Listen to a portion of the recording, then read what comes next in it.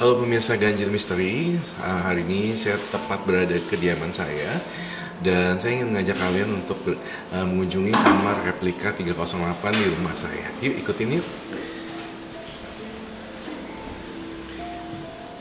Nah ini dia penampakan ruangan replika 308 Nyi Roro Kidul di rumah saya.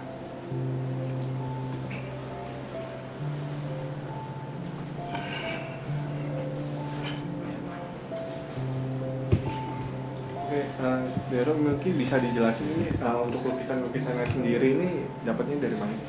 Kalau untuk lukisan-lukisannya ini saya dapatnya ini special request dan saya custom made gitu kan. Saya pengen gambarnya ini.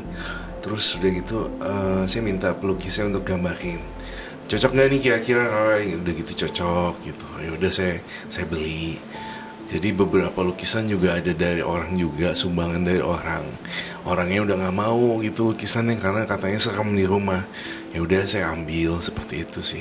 Oke, Dek, mungkin boleh dijelasin nggak sih di belakang ini ada apa aja nih? Siap, dan boleh. buat apa aja gitu? Oke, jadi di sini ada sajian, ada dupa, ada sisir sesuai dengan namanya juga Bunda Ratu ya, biasa kan suka kewanitaan, sisir, bedak dan segala macam. Ada bunga juga, bunga 7 rupa yang biasa kita sajikan di malam Jumat. Apapun malam Jumat ya, malam Jumat Kliwon, malam Jumat apapun itu. Dan ini pisang hijau kesukaan Bunda Ratu Nyi Roro Kidul. Dan ini ada apel, ada daun sirih, penumbuk daun sirih itu ibarat kata Ibu Ratu Nyi Roro Kidul tuh suka nyirih gitu, seperti kayak ibu-ibu gitu kan. Jadi dia nyirih. Dan ini sesajen seperti itu. Dan ini dupa untuk kita berdoa. Sama bunga, jangan lupa juga bunga untuk kita taruh untuk pemanis ruangan ini, seperti itu. Sisi-sisi di sini memang agak aneh ya, ada ular segala. Ini sebenarnya ular ini melambangkan satu filosofi yang unik gitu. Ular belum tentu semuanya jelek. Jadi ular ini adalah simbol proteksi di dalam ruangan ini. Jadi ini Bunda Ratu nggak minta ular di sini, enggak. Cuma saya tuh suka ular sebenarnya. Jadi ular itu melambangkan kalau misalnya dia bisa nurut sama majikan, dia akan menjaga rumah di sini dengan baik. Seperti itu. Ini biasanya digantinya berapa kali sih? Kalau ini digantinya seminggu sekali, karena kan ini juga kalau buah-buahan 2 hari sekali udah diambil buat kita makan. Dan situ ada mustika-mustika, pusaka-pusaka. Tadinya ada keris, tapi karena saya nggak kuat ngurusinnya, ya karena malam satu surau itu kan harus dicuci kan, dicuci. Banyak banget kerisnya, akhirnya saya larung. Ya udah, akhirnya tinggal ini aja, mustika batu-batuan aja. Mungkin boleh dikasih lihat? Boleh. Ini aku juga nggak yakin nih batu-batu apa aja semuanya, tapi ini semua juga punya papaku gitu kan. Jadi ini minyaknya digosokin ke batu. Ada batu kerang, ada batu apa ini namanya? Nggak tahu nih batu apa juga, aku lupa namanya. Ada caling babi di sini. Itu asli? Asli. Katanya sih proteksi dari maling, cuma aku nggak pernah cobain. Terus yang ini adalah Dayak, yang patung ini adalah simbol suku adat Dayak. Terus ini ada minyak wanginya, konon katanya tuh harus diusapin di minyak ya. Coba deh pinjam. Seperti ini. Itu biar apa tuh? Tuh di minyak kerangnya. Ini adalah ritual membersihkan benda-benda ini. Di sini tahu nggak sih ada sesuatu yang berbeda di ruangan ini. Kalau di ruangan ini sebenarnya saya agak sulit bernafas karena di sini ini kalau kalian bisa konsen gitu ya, dan kita sendiri di sini, auranya tuh kayak pantai gitu, panas, udah gitu, pengap. Kayak gitu. Jadi kadang nafas kita kayak terhimpit gitu loh di sini ruangannya. Makanya saya kadang juga di sini nggak bisa lama-lama, paling sejam nggak bisa lebih dari sejam karena kan panas, udah gitu ini dupa kan nyala gitu kan, jadi matanya bisa berembun gitu. Emang sih di sini kalau berdiam diri sejam gitu kita bisa melihat sesuatu yang aneh gitu, kita bisa lihat vision ya. Kayak kemarin aku ramal ada bom meledak ternyata di Makassar ya. Kayak gitu-gitu saya dapetnya dari sini semua nih, dari feeling itu. Tapi memang ruangannya ini mungkin karena ventilasinya juga tertutup kan gitu. Mungkin tadi batu-batu itu apa aja sih itunya? Betul. Khasiat atau itunya fungsinya ada nggak sih? Katanya khasiatnya itu sebagai pengasihan atau kewibawaan, jadi charming bawaannya gitu kan. Tapi saya tidak terlalu pakai batunya karena kan itu kan nggak boleh masuk kamar mandi. Jadi kalau misalnya pergi-pergi ke mall gitu repot gitu jadinya. Jadi itu batu ya udah taruh di situ aja. Mungkin boleh tahu nggak sih dapetnya dari mana aja itu? Katanya konon itu kan dari papaku tuh, memang hobinya papa gitu kan. Jadi berburu gitu, katanya lagi meditasi gitu kan di sungai, tiba-tiba ada batu kerang muncul, hasil-hasil dari pengembaraan gitu loh, tiba-tiba muncul, diambil bawa pulang. Tapi menurut saya batu-batu tersebut ya udah jangan terlalu disembah juga gitu kan, soalnya kan itu memang batu ya, memang kalau memang ada isinya ya udah, kalau misalnya nggak ada isinya ya udah juga, seperti itu. Kita jangan nyembah batu sih. Mungkin selain ruangan ini dan batu, benda mistis yang Dedi Roy miliki itu apa sih? Benda mistisnya sementara udah nggak ada lagi kan, karena kan aku sempat di rehab kan, rehabilitasi kan 5 bulan. Itu membuat saya jadi nggak bisa ngurus barang-barang pusaka. Akhirnya semua barang pusaka saya kasih orang, saya larung ke laut. Terus udah gitu ya udah, jadi sisa-sisa barang pusaka nggak ada sih. Paling apa ya paling ruangan ini aja sih sebenarnya yang paling magis, sisa ular-ular doang seperti itu. Yang lainnya kayak benda-benda pusaka lain sih nggak ada sih. Kalau ular sendiri nih emang ada itunya, hodami atau? Pasti ada, iya. Jadi ada beberapa orang yang punya indera keenam datang kemari gitu ya. Sebelumnya mereka nggak masuk ke sini gitu, mereka lagi naik tangga gitu. Mereka bilang gini ke aku, "Dek, ini kok ada ular besar ya mengitari rumah ini ya gitu." Terus aku bilang, "Oh iya, emang saya piara ular yang udah di offsetin, yang udah diawetin." "Oh kamu lihat juga ya?" "Iya dek, saya lihat ular gede lingkarin ruangan ini gitu, gitu." Memang ada kodami, memang seperti ada yang lihat juga. Ada asisten rumah tangga aku diganggu mimpi buruk. Tiap hari mimpinya ular mulu. Mungkin karena makanya hari ini dan udah dari kemarin-kemarin saya nggak punya asisten rumah tangga. Cuma yang cuci gosok pulang. Yang malam nginep sampai jam 12 sampai jam 7 pagi bangun. Itu nggak ada karena nggak ada yang betah di rumah ini. Karena katanya mereka konon kabarnya selalu digangguin penampakan yang aneh. Ada ibu-ibu datang, ada kakek-kakek sorban putih, ada ular. Jadi mereka nggak ada yang betah, nggak ada yang melamar di sini jadi asisten rumah tangga. Nggak tahu kenapa, bingung. Dapetnya dari mana sih ular? Ini ular beli dari ini, ada yang dari luar juga. Aku beli di situs online dari luar. Terus udah gitu juga ini dari Jakarta, yang ini 2. Gitu. Jadi ada orang kan, biasa ada orang itu kan nangkepin ular untuk dijual di offsetin gitu kan. Ya udah aku beli, terus tiba-tiba aku ritualin gitu. Aku niatin kodam ular yang aku punya. Aku juga kan punya ular kan, ditato di badan. Aku tuh yang jaga juga ular gitu kan. Jadi mereka masuk nih sebagai wadah gitu. Jadi nggak gentayangan di luar gitu. Masuk ke sini, masuk ke sini, masuk ke sini gitu. Seperti itu. Apa yang inspirasi dari Roy ini untuk membuat replika ini?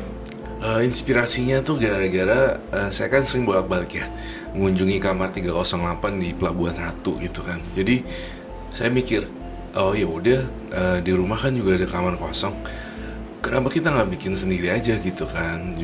Kita cari wallpapernya, kita cari lukisannya, kita cari meja sama lukisan ini juga. Akhirnya ya udah jadi deh 308 replikanya.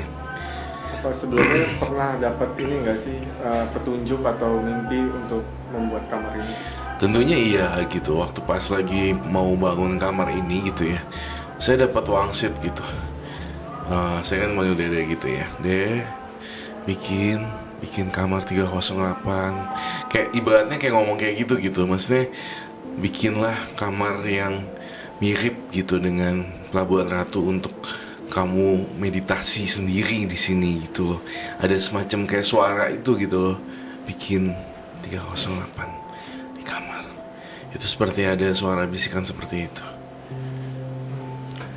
Emang sebelumnya itu punya apa ya, hubungan atau chemistry dekat dengan Nyi Ibu Roro Ratu. Kidul? Jadi dulu gini lah ceritanya. Saya kan sering bolak-balik ke Ibu Ratu Nyi Roro Kidul ketika saya kecil gitu ya. Liburan sekolah saya dibawa ke sana.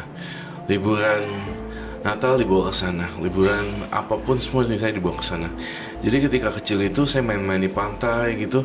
Itu membuat satu koneksi gitu loh antara saya, pantai, Pelabuhan Ratu dan Ibu Nyi Roro Kidul gitu. Jadi ketika saya lagi di sana langsung kebuat satu koneksi gitu.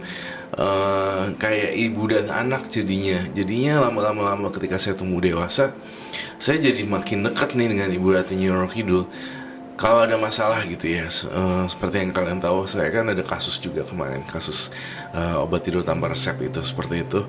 Saya sebenarnya udah dapat wangsit gitu loh, untuk berhati-hati gitu. Masalahnya adalah saya itu ceroboh. Saya tidak mengindahkan apa ya, pesan-pesan dari Ibu Ratu Nyi Roro Kidul. Makanya Ibu Ratu Nyi Roro Kidul dari kecil sampai gede tuh saya diawasin gitu loh, hati-hati ini. Jadi memang ada satu hubungan khusus saya dengan Ibu Ratu Nyi Roro Kidul. Bener-bener apa ya, menjaga saya gitu loh, menjaga saya dan keluarga saya. Itu sih yang saya rasain koneksinya. Untuk Dede Roy sendiri mau ketemu dengan Nyi Roro Kidul itu sulit atau gampang sih? Gampang-gampang susah ya sebenarnya. Kalau misalnya dibilang mau ketemu terus tiba-tiba muncul, enggak juga. Jadi tergantung hari-hari khusus di sini sebenarnya. Ada hari bulan purnama yang full. Itu kalau kita benar-benar kusyuk gitu di sini pun kita bisa gitu. Walaupun kita juga pergi ke Pelabuhan Ratu, tapi kalau belum dapat feel-nya, kita juga nggak ketemu Ibu Ratu Nyi Roro Kidul. Dan juga makanya kalau misalnya mau ketemu gampang apa susah, gampang susah. Dan ketemu di sana pun Pelabuhan Ratu kalau kita lagi nggak feelingnya nggak oke gitu ya, juga nggak bisa ada koneksi gitu. Tergantung koneksi, tergantung mood, feeling, semua itu harus full banget. Dan kondisi alam semesta seperti itu kan, ada bulan-bulan khusus, bulan purnama setiap sebulan sekali seperti itu kan. Kalau di kamar ini sendiri pernah nggak sih datang ke sini gitu? Kalau untuk datang sendiri langsung berwujud jeng gitu, jujur nggak. Tapi berupa suara deburan ombak. Terus yang muncul juga adalah kodam-kodam yang lain gitu kan. Kakek-kakek bersorban putih di daerah sini gitu kan. Terus suara-suara Ibu Ratu Nyi Roro Kidul sih, itu saya yakin banget suara beliau untuk mengarahkan, hati-hati seperti ini, melangkahlah dengan baik, ada orang jahat sekitar kamu, seperti itu suaranya. Bener-bener suara ibu-ibu gitu loh, ya bunda-bunda gitu loh, bener-bener yang jagain anaknya seperti itu. Tapi kalau bener-bener muncul jreng, saya rasa enggak. Selama saya bikin kamar ini pun tiba-tiba muncul di kamar, itu hal yang mustahil ya. Maksudnya walaupun di Pelabuhan Ratu Ibu Nyi Roro Kidul pun di sana ya, di 308, saya yakin juga semua orang pasti juga nggak gampang untuk menemui beliau langsung seperti itu.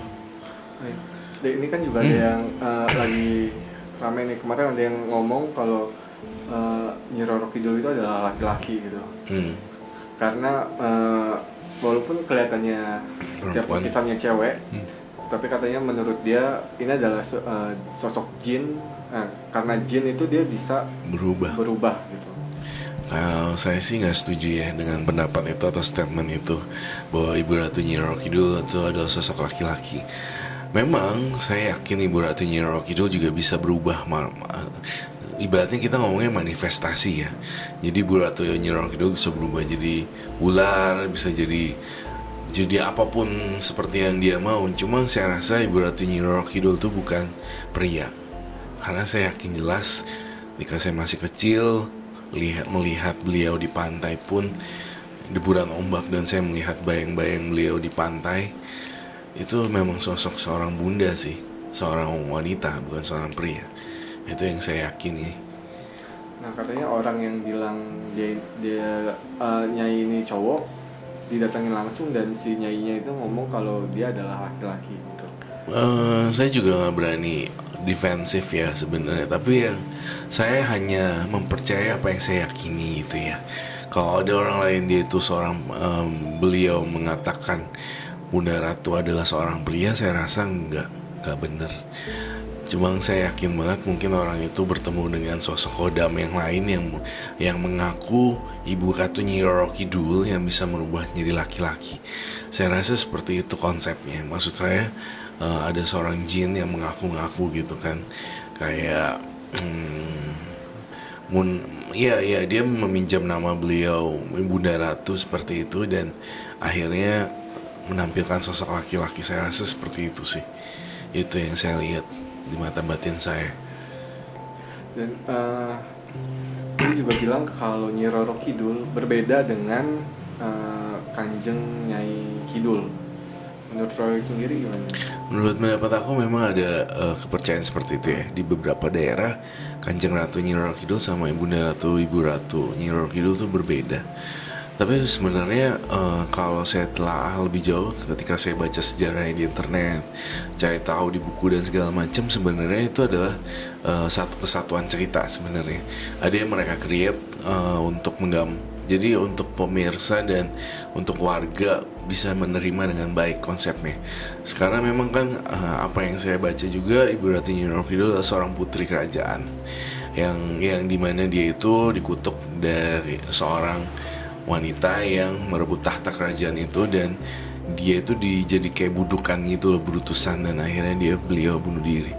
Intinya sebenarnya adalah mereka itu kan simpang siur kan ceritanya, tapi kalau saya percaya memang satu kesatuan sebenarnya. Mereka adalah pelengkap cerita. Ada yang Kanjeng Ratu Ibu Ratu Nyi Roro Kidul, Nyai Roro Kidul, sebenarnya sama aja sih, satu kesatuan.